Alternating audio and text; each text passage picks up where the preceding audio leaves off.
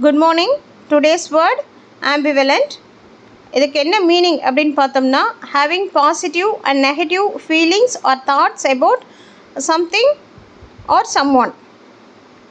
அதாவது ஒரு விஷயத்தை பற்றியோ அல்லது ஒரு நபரை பற்றியோ நமக்கு இருவிதமான எண்ணங்கள் இருக்கும்.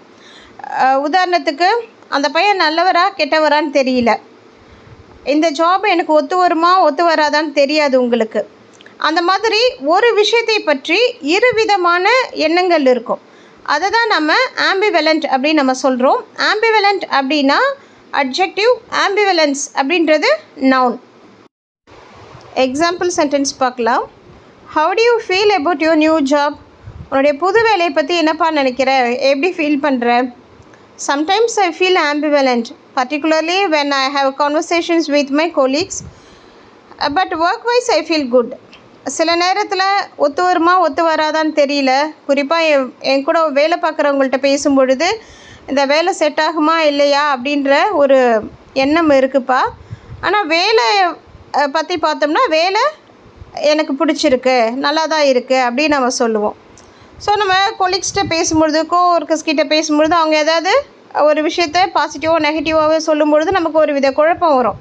அப்போ இந்த வேலையை கண்டினியூ பண்ணலாமா வேணாமான்னு நமக்கு ஒரு இருமனதாக இருக்கும். அதுதான் இந்த இடத்துல எக்ஸாம்பிளாக சொல்லியிருக்கேன். இன்னொரு எக்ஸாம்பிள் பார்க்கலாம். Hey friend, what about your first meeting? Are you ready for your proposal visit?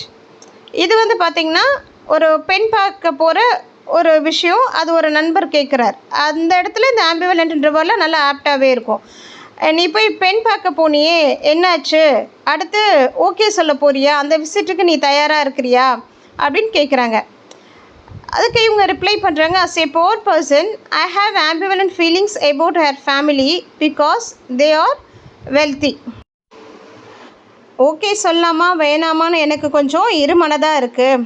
ஏன்னா அந்த பெண்ணுடைய குடும்பம் கொஞ்சம் வசதியாக இருக்காங்க, நாம் கொஞ்சம் வசதி குறைவாக இருக்கோம் அப்படின்னு அவர் ரிப்ளை பண்ணுறாரு.